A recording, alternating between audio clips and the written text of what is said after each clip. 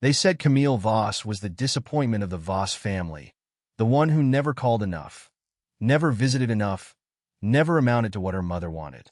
When Eleanor Voss died in October, everyone assumed the will would prove it once and for all. It did, in a way nobody expected. Eleanor left her daughter Camille exactly $1, and a second, sealed envelope that the family lawyer wasn't allowed to open until Camille said yes. Before we jump back in, tell us where you're tuning in from. And if this story touches you, make sure you're subscribed, because tomorrow I've saved something extra special for you. Camille Voss was 39 years old when she sat in Harold Bellamy's office on a gray Tuesday in Thornbury Falls, Oregon, listening to a lawyer read her mother's final wishes out loud to a room full of relatives who had already picked out where they'd park their inheritance. She wore the same navy coat she'd worn to job interviews for 3 years running. Her brother Trevor sat across from her in a suit that cost more than her monthly rent. Her sister Renata sat beside her husband Preston Whitfield, both of them holding coffee cups from the Good Bakery on Main, the one Camille hadn't been able to afford in longer than she wanted to admit. Nobody in that office knew what Camille had actually lost in the last 5 years. They knew the outline: a marriage that ended badly, a small graphic design business that folded when her biggest client went under, owing her $11,000 she never saw again, a studio apartment above a laundromat where the dryers ran until midnight and she could feel the vibration through the floor when she tried to sleep. What they didn't know was smaller and harder to say out loud: that she'd started skipping meals on Thursdays and Fridays, so her account wouldn't dip below zero before her part-time bookkeeping check cleared on Monday. That she still drove to her mother's old house sometimes, late at night, and sat outside it without going in, because some part of her kept hoping her mother would open the door. Eleanor Voss had not made that easy. She was a difficult woman, sharp-tongued, private, the kind of mother who remembered every mistake her children made and brought them up at dinner years later as though no time had passed. She'd run a small hardware and machine shop on the edge of town for almost 4 decades, Voss Fabrication, a squat brick building that smelled like machine oil and cut metal. Trevor had always assumed he'd inherit it. Renata had always assumed she'd get the house on Larkspur Street, the one with the wraparound porch Eleanor had refused to sell even after her hip surgery made the stairs a daily ordeal. Camille had never assumed anything, because Camille had learned a long time ago not to. The three of them had grown up under the same roof and come out of it entirely different people. Trevor got the confidence, the easy charm, the sense that the world generally worked out in his favor if he just showed up and smiled. Renata got the practicality, married a man with a stable insurance job, kept a tidy house 2 towns over, and visited on holidays with a fruit tart and a tight, dutiful hug. Camille got the part of Eleanor nobody talked about at family dinners: the stubbornness, the tendency to notice things other people walked past without seeing. As a girl, she used to sit on the concrete floor of the shop for hours watching her mother machine parts on the old lathe, asking questions Eleanor rarely answered, memorizing the shape of her mother's hands instead. That closeness had curdled somewhere in Camille's 20s, the way things do between two people who are too much alike to be gentle with each other. There'd been a fight about money Camille had asked to borrow. There'd been a longer, colder fight about the divorce, about whether Camille had tried hard enough to save it, about whether she'd tried hard enough at anything. By the time Eleanor's health started failing, they were speaking maybe once a month, brief calls that ended before either of them said something true. Camille had visited the hospital twice in Eleanor's final weeks. Trevor visited once, for 11 minutes, and left a fruit basket. Renata came almost daily, dutifully, the way she did most things. So when Harold Bellamy cleared his throat that Tuesday morning and began reading Eleanor Voss's last will and testament, Camille expected very little, and she was not entirely wrong to. The shop went to Trevor. The house on Larkspur Street went to Renata. Eleanor's savings, a little over $200,000 accumulated over 40 years of underpricing her own labor and never taking a real vacation, was split evenly between her 2 eldest children. And to my daughter Camille, Bellamy read, his voice even, his eyes not lifting from the page, I leave the sum of $1. The room went quiet in that particular way rooms go quiet right before somebody laughs. Trevor was the first. A short, disbelieving huff of a laugh that he tried and failed to swallow. Preston Whitfield didn't bother trying. Even Renata, who usually had the decency to look uncomfortable at her sibling's expense, pressed her knuckles to her mouth and looked down at her lap. Camille sat very still, her hands folded in her coat pocket around a single house key that no longer opened anything, and said nothing at all. Preparing and narrating this story took us a lot of time, so if you are enjoying it, subscribe to our channel. It means a lot to us. Now back to the story. $1, Trevor finally said, not quite able to keep the amusement out of his voice. Mom left her a literal dollar. He looked at Camille like he expected her to laugh along, the way she used to when they were kids, and something in the family went sideways in a way only the two of them found funny. Camille didn't laugh. She kept her eyes on Harold Bellamy, on the manila folder still sitting closed in front of him, because something about the way he hadn't moved yet told her the reading wasn't finished. "There is one more matter," Bellamy said, and reached into his desk drawer. He pulled out a second envelope, cream-colored, sealed with wax the way nobody sealed anything anymore, and set it on the desk in front of him without opening it. Camille recognized the wax stamp before he said a word about it. It was shaped like a small gear, the same emblem stamped on every invoice Voss Fabrication had sent out since 1987, the same emblem her mother used to press into sealing wax on birthday cards when Camille was a girl, back when Eleanor still did things like that. "Your mother left specific instructions regarding this," Bellamy said, looking at Camille now instead of the will. "This envelope is addressed to you and you alone. She was very clear that it not be opened in front of the rest of the family, and that it only be opened at all if you agreed to a condition first." Trevor sat forward. "What condition?" Bellamy didn't look at him. "That's between Camille and the estate, per your mother's instructions. I'm not able to discuss it with anyone else in this room." The temperature in the office changed fast. Preston muttered something to Renata about lawyers padding out estates for extra billable hours, loud enough to be heard, not loud enough to be confronted. Trevor's jaw worked like he was chewing on something he wanted to say and couldn't quite get past his teeth. Camille barely registered any of it. She was looking at the gears stamped into the wax, at the small imperfection in the seal where the wax had cooled a little crooked, the exact kind of detail her mother would have noticed and not bothered to fix. "What's the condition?" Camille asked. Her voice came out steadier than she expected. Bellamy slid a single typed page across the desk toward her, keeping it angled so only she could read it easily. "Your mother required that you agree, in writing, to visit the shop on Route 9 within 30 days of her death, alone, before this envelope can be opened. If you decline, the envelope is to be destroyed unread, in front of witnesses, and its contents never disclosed to anyone, including you." Camille read it twice. It was so specifically her mother, the insistence on a condition instead of a simple gift, the assumption that Camille needed to be made to do something rather than simply asked. 5 years ago, she would have been angry at the presumption. Sitting in that office with $11 in her checking account and a rent payment due in 4 days, she felt something closer to exhaustion. "Fine," she said. "I'll go." "You don't even know what's in there," Trevor said, and there was something underneath the mockery now, something closer to unease, though Camille didn't clock it yet. "No," Camille agreed. "Neither do you." That should have been the end of it, at least for that morning. It wasn't. Word travels fast in a town the size of Thornbury Falls, and by the time Camille got back to her apartment above the laundromat, her phone already had 4 missed calls and a text from a cousin she hadn't spoken to in 2 years, forwarding a screenshot of a post Preston had made on the neighborhood social app less than an hour after leaving Bellamy's office. "Anyone know why Eleanor Voss left her daughter $1? Asking for a friend who was not surprised." The post had 31 comments by the time Camille opened it. Most of them were jokes. One person had used a laughing emoji 7 times in a row. Someone she vaguely recognized from high school had written, "Some people just aren't cut out for family," and 42 people had liked it. Camille sat on the edge of her bed with her coat still on and read every comment.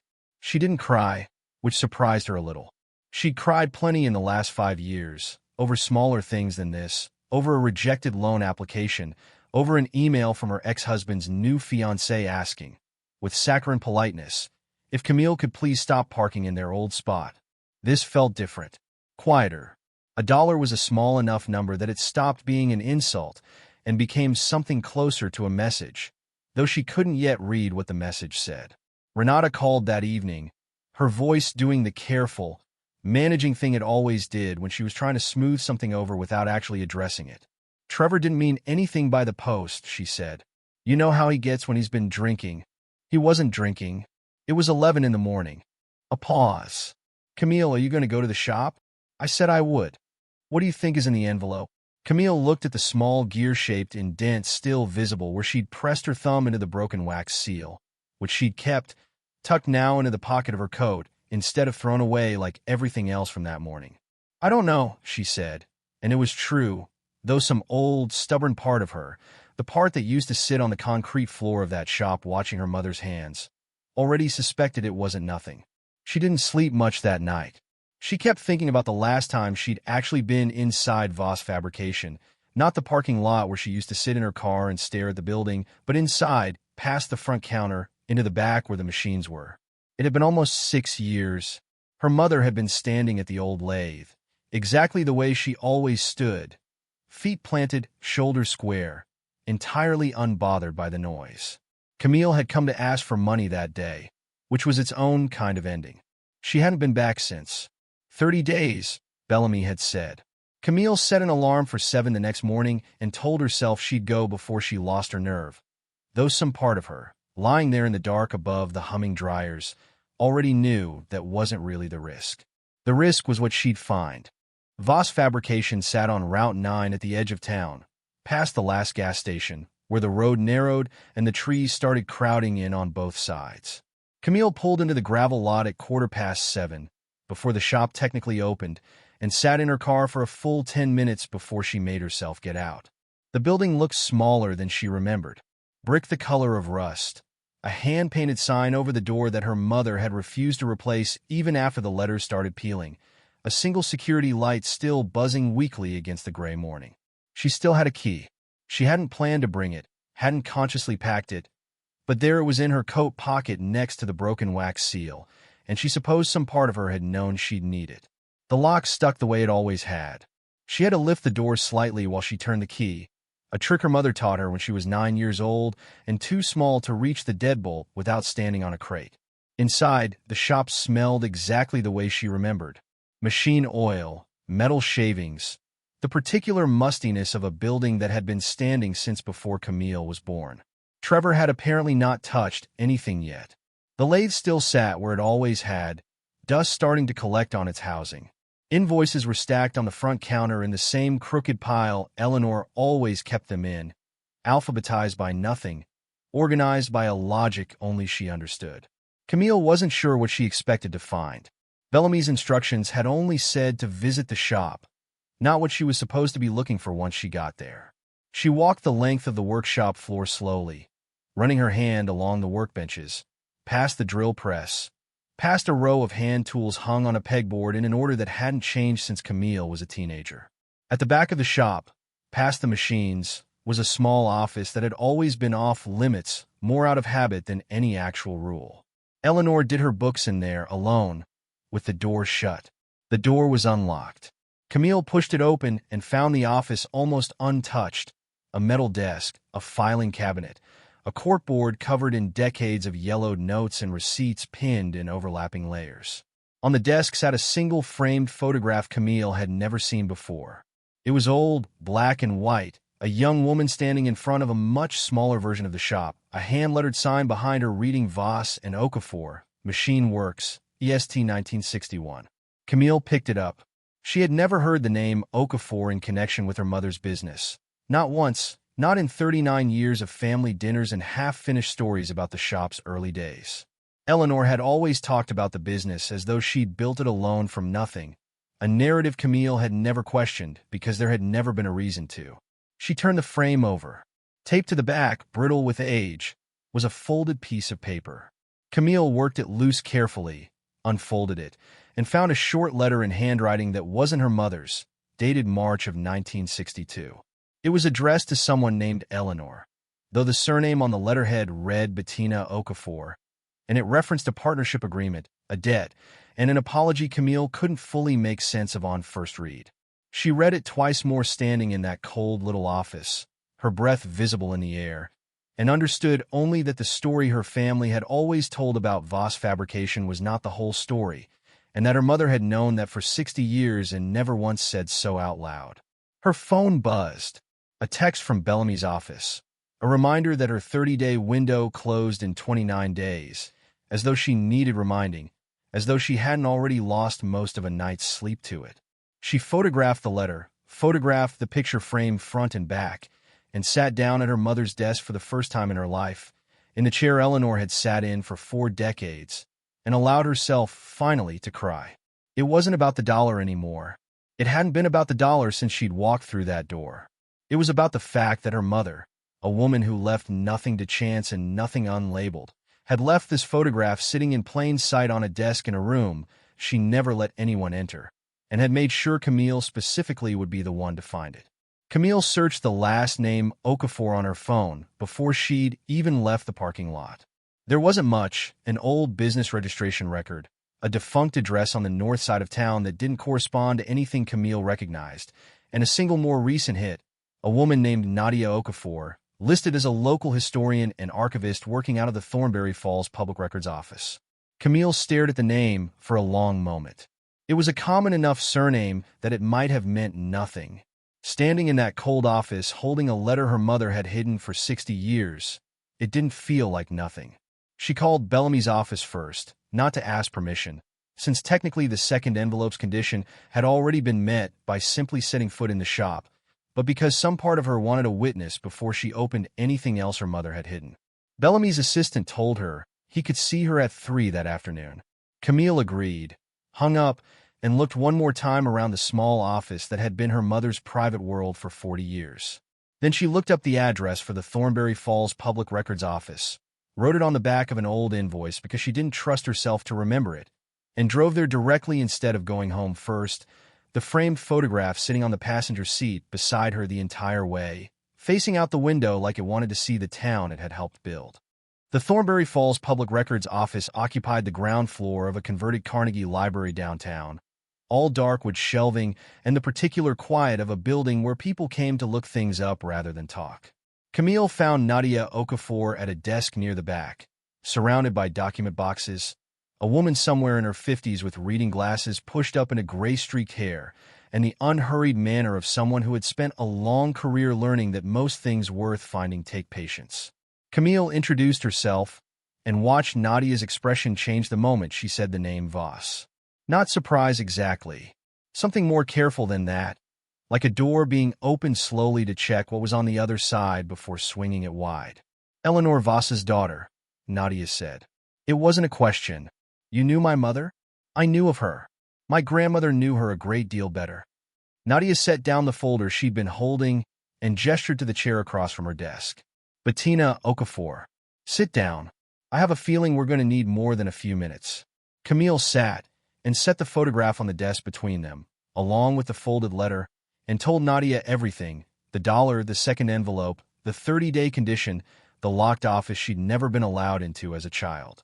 Nadia listened without interrupting, turning the photograph over in her hands when Camille finished, studying the handwriting on the back like she recognized it. This is my grandmother's writing, Nadia said finally. I'd know it anywhere. She used to write me letters when I was in college, this same slant on every capital letter. She looked up. You really didn't know any of this? I didn't know your grandmother existed until an hour ago. Nadia exhaled slowly and reached for a thick accordion folder on the shelf behind her, the kind of folder that had clearly been assembled over years, not days. My grandmother came to Thornbury Falls in 1959. She trained as a machinist back east, which was almost unheard of for a black woman at that time, and even more unheard of here. She and your great-grandmother, not your mother, your mother's mother, opened a small machine shop together in 1961. Voss and Okafor. It's right there in the county business registry, though you won't find it in most local histories because somewhere along the way it got left out. Left out how? By 1965 the partnership had dissolved. My grandmother's name came off the registration. The business kept operating under just the Voss name from then on. Nadia slid a photocopied page across the desk, a business dissolution filing, brittle and yellowed even in reproduction. There was supposed to be a buyout. My grandmother always said there was supposed to be a buyout, that your great-grandmother's family bought out her share for a fair price, and she used the money to move her own family to Portland, where the machinist work was steadier and the town was less inclined to make her life difficult. Always said, "You're saying that's not what happened." "I'm saying my grandmother died in 1994 still telling my mother that the buyout money never fully came through, that she got a fraction of what she was owed and was told to be grateful for it, or take nothing at all." Nadia's voice stayed level, but something tightened around her eyes. "My mother tried to raise it once years later, informally, and was told by your grandmother, Eleanor's mother, that there was no record of any unpaid balance and no reason to revisit old business. That was that. We didn't have documents. We had a story that didn't quite match the paperwork, and no way to prove which version was true."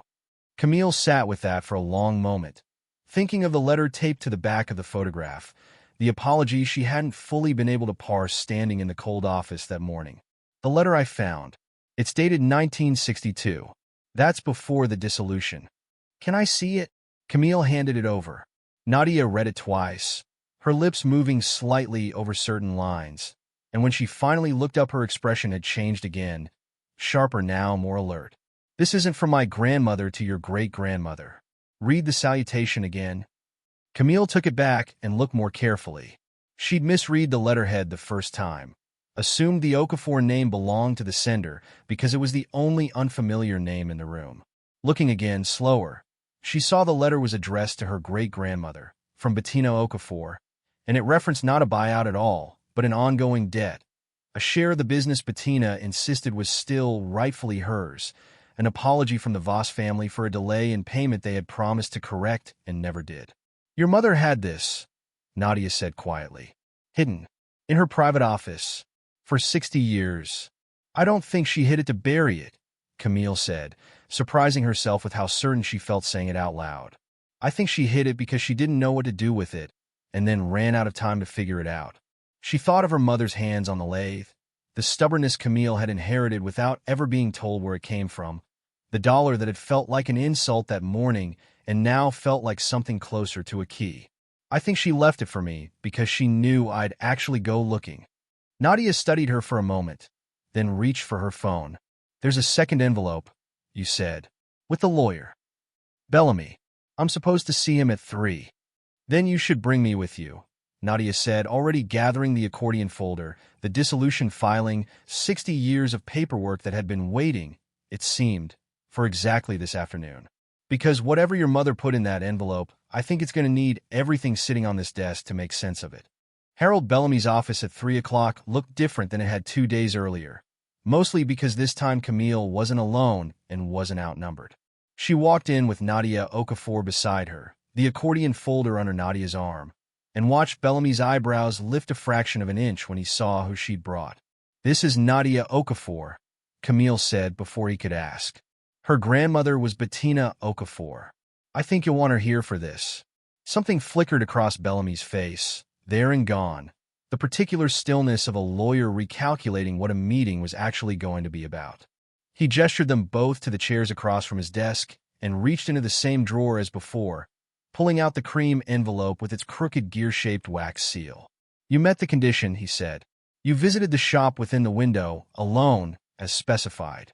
I'm required to open this in your presence now, unless you'd prefer to open it yourself."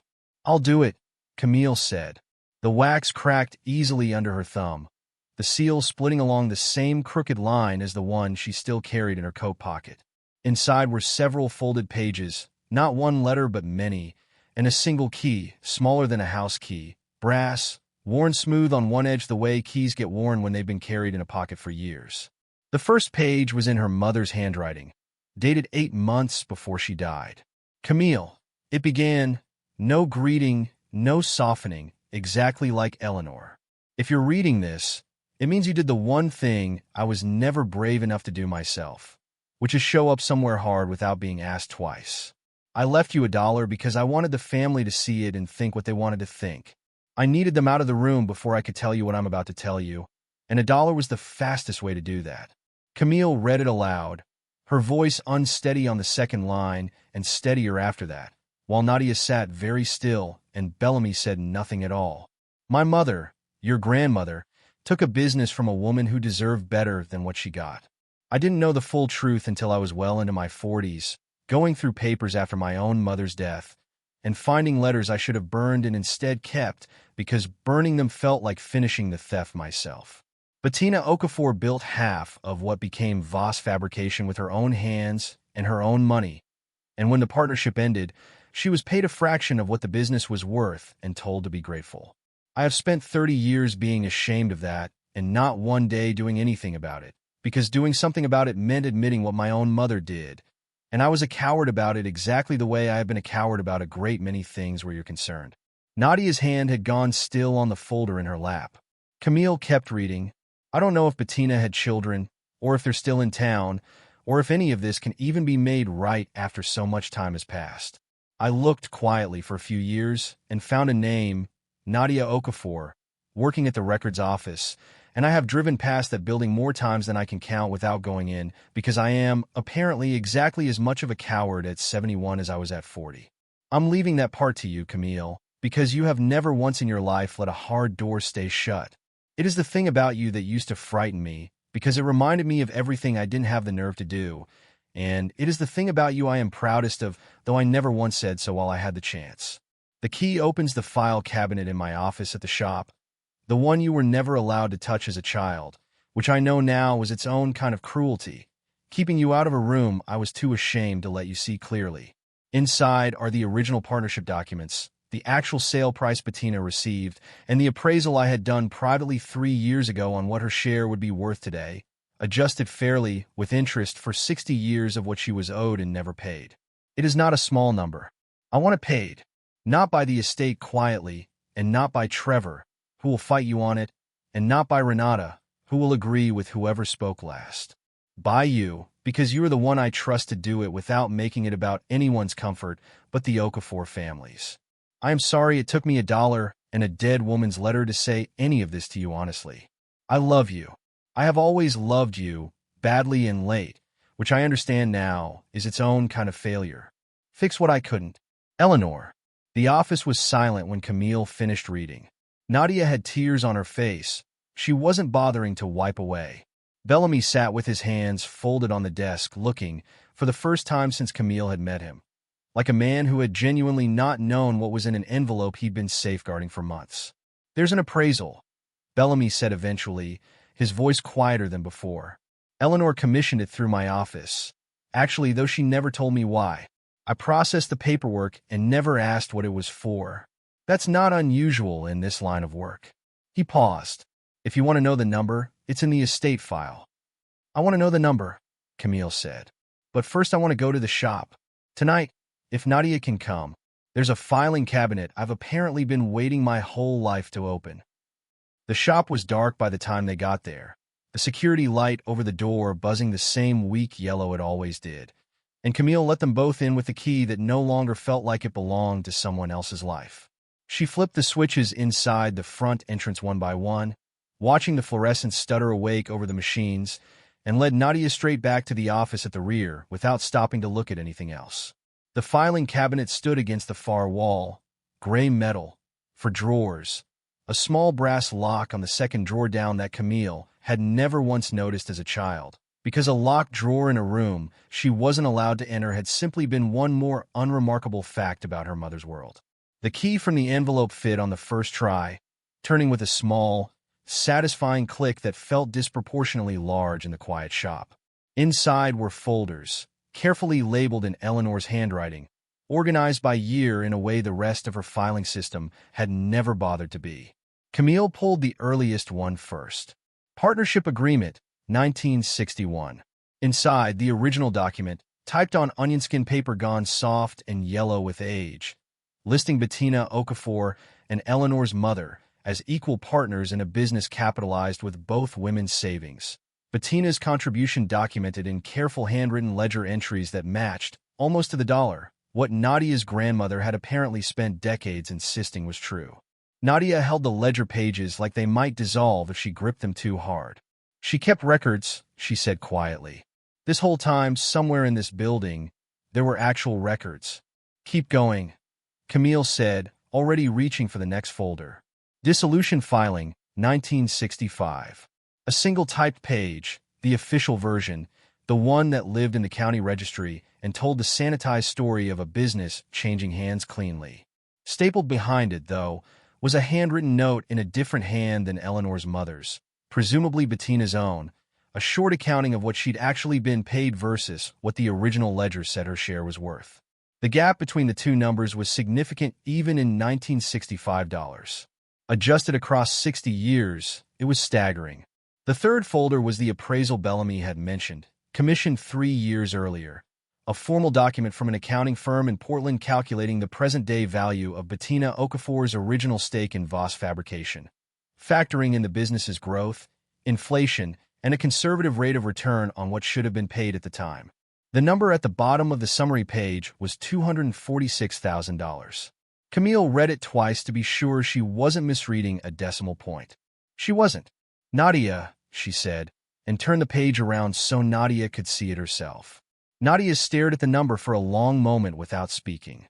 When she finally looked up, her eyes were wet again, but her voice, when it came, was steadier than Camille expected.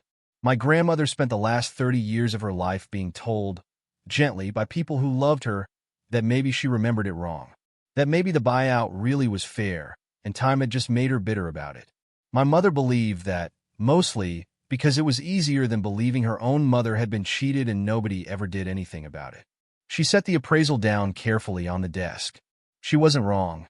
She was right the whole time, and she died before anyone believed her. "I believe her," Camille said. "And I think my mother did too, eventually, even if it took her 30 years and a diagnosis to say so out loud." They sat in the small office for a long time after that, going through the rest of the folder, Eleanor's private notes filling in the gaps, a rough draft of a letter to the Okafor family that Eleanor had apparently started and abandoned at least 4 times over the years, each version a little more honest and a little more unfinished than the last, until the 5th version, which was the one she'd finally sealed in the envelope with everything else, the one that didn't stop halfway through. It was past 10 when Camille locked the shop back up, the two of them standing together in the gravel lot under a sky finally clear of the gray that had hung over Thornbury Falls for most of the week. Nadia's car was parked next to Camille's, and for a moment neither of them moved to leave. "What happens now?" Nadia asked. "Legally, I mean. Is this even something you can just decide to pay out on your own?" "The business isn't mine. It's Trevor's, technically, as of the will." Camille thought about that for a moment, about her brother's laugh in Bellamy's office, about the social media post with 31 comments and a laughing emoji used 7 times. "But the appraisal, the ledgers, the letters, none of that belongs to the business. It belongs to my mother's estate, and specifically to what she left me." She was careful about that. "I checked the language with Bellamy before we left his office. She structured it so the funds for the settlement come out of her personal accounts, not the shop, which means Trevor doesn't get a vote. And if he objects anyway." Camille thought about the dollar sitting somewhere in an envelope she hadn't bothered to keep, worthless as money, priceless as an instruction. "Then he objects," she said. "But I already have what I need to do this without him. I think that's exactly what my mother intended when she cut him and Renata out of the room before she'd let anyone hand me this. She wanted it to be mine to fix cleanly, without a family vote." Nadia nodded slowly, and for the first time all evening, something that might have been the beginning of relief crossed her face. "My grandmother used to say that some debts don't go away just because everyone stops talking about them. She said they just wait." "They waited a long time," Camille said. "They did," Nadia agreed. "I think they're about done waiting now." Camille called Bellamy the next morning and asked him to draft the settlement paperwork before she told anyone in her family what she'd found. It felt important to have it in writing first, something concrete Trevor and Renata couldn't argue into a different shape once they heard about it. Bellamy, to his credit, didn't ask many questions. He'd read the appraisal himself by then, cross-checked the ledgers Camille brought in, and confirmed what Eleanor had structured months before her death. The settlement funds would come directly from Eleanor's personal accounts, the same account that had already split $200,000 between Trevor and Renata, meaning there was enough left, barely, to pay Nadia's family what the appraisal said they were owed, without touching the shop or the house on Larkspur Street at all. There's about $11,000 left over after the settlement, Bellamy told her, sliding the final numbers across his desk. Once the Okafor payment clears and my fees are accounted for, it would have been yours regardless, technically, as part of your mother's residual estate. Camille looked at the number for a long moment.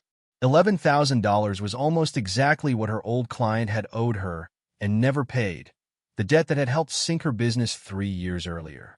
It felt like a strange, quiet joke that her mother could never have known she was making. Put it toward the Okafor settlement too, she said. Round it up if it needs rounding. Bellamy raised an eyebrow but wrote it down without arguing. Trevor found out 2 days later, not from Camille but from Bellamy's office, which was required to notify him as a beneficiary of the estate that a settlement was being paid from Eleanor's personal funds. He called Camille that evening, and she let it ring twice before answering, mostly to steady herself. You're paying some woman $250,000 out of Mom's account, he said, no hello, no preamble. Based on what? A letter you found in a drawer? Based on ledgers. Signed dissolution paperwork. An appraisal Mom commissioned herself 3 years ago. It's not a story I made up, Trevor. It's documentation. It's not your money to give away. It's not your money either. It was never yours. It was owed to Bettina Okafor in 1965, and Grandma never paid it, and Mom knew that for 30 years and did nothing about it because it was easier not to. Camille kept her voice level, which took more effort than she wanted to admit. I'm not taking anything from you or Renata. The shop is still yours. The house is still Renata's. This comes out of what was left to me. There was a long pause on the line. So this is what the dollar was for, Trevor said finally, quieter now. You get to be the hero, and I get to be the villain who laughed at a funeral. You get to be whoever you decide to be, Camille said. I'm just doing what she asked. He hung up without saying goodbye, and Camille sat with her phone in her hand for a while afterward, feeling less triumphant than she'd expected to feel. It wasn't a victory over her brother. It had never been about that, whatever it looked like from where he was standing. Renata's reaction, when it came, was different, quieter, almost apologetic in a way that surprised Camille more than Trevor's anger had. She showed up at Camille's apartment unannounced on a Sunday afternoon with a fruit tart from the good bakery, the kind of gesture that had always meant more to Renata than it did to anyone receiving it, and stood in the doorway looking uncertain in a way Camille had rarely seen from her. I read the appraisal, Renata said. Bellamy sent copies to all of us, for transparency, he said. I didn't know any of it. About Bettina, about Grandma. She set the tart down on Camille's small kitchen table, without being invited further in. I laughed at you. In his office. When he read the will. I want you to know I've thought about that every day since. You don't have to apologize for laughing at a dollar, Renata. It was funny, out of context. It wasn't funny. It was cruel. And I did it because it was easier to laugh with Trevor than to ask why Mom would do something like that to you. I didn't even wonder. That's the part that bothers me most. I just assumed she was punishing you, and I assumed you must have deserved it somehow, because that was easier than thinking too hard about any of it. Renata's eyes were wet. I'm sorry. I don't know what else to say except that. Camille didn't have a clean answer for her either, so she made tea instead, and they sat together at the small table for the better part of an hour, talking about their mother in a way they hadn't in years, not the sanitized version either of them usually offered at family gatherings, but something closer to the truth. A woman who had been difficult and proud and quietly ashamed of things she never said out loud until it was almost too late to say them at all. Nadia called the following week to say the funds had cleared. She didn't say much else on the phone, her voice thick in a way that told Camille everything the words weren't managing to. 2 days after that, she invited Camille to a small gathering at her mother's house. Extended family Camille had never met. 3 generations of Okafors sitting in a living room passing around the original 1961 partnership agreement like it was something sacred, which in a way that had taken 60 years to become true, it finally was. A year passed the way years do when a person is finally busy with something that matters instead of something that merely fills time. Camille kept her bookkeeping clients through the winter, but by spring she'd added a new one to the list, an unlikely arrangement that had started as a favor and turned into something closer to a partnership. Nadia had been trying for months to get local funding for a small exhibit on Thornbury Falls' overlooked business history, and she'd asked Camille, half joking, if she wanted to help track the numbers. Camille said yes before Nadia finished the sentence. The exhibit opened in April at the same converted Carnegie Library, where Camille had first found Nadia at her desk. It was modest, 3 rooms, but the centerpiece was the original 1961 partnership agreement, framed properly now, displayed beside a photograph enlargement of Bettina Okafor standing in front of the shop she'd helped build and then lost, and beside that a shorter placard explaining what had happened in the decades between the dissolution, the underpayment, and the settlement that had finally closed the gap 60 years later. Camille had fought Nadia for a week over whether to include the Voss family name on that placard at all. Nadia insisted. She said hiding it again would be its own kind of dishonesty, and Camille, after some resistance, agreed she was right. Trevor didn't come to the opening.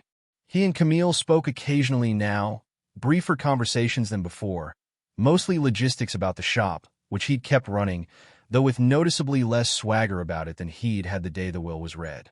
Renata came and brought Preston, who stood quietly near the back reading the placards twice through without commenting on anything, which from Preston was close enough to an apology that Camille decided to let it be one. Camille still didn't have the life anyone in her family would have predicted for her a year earlier.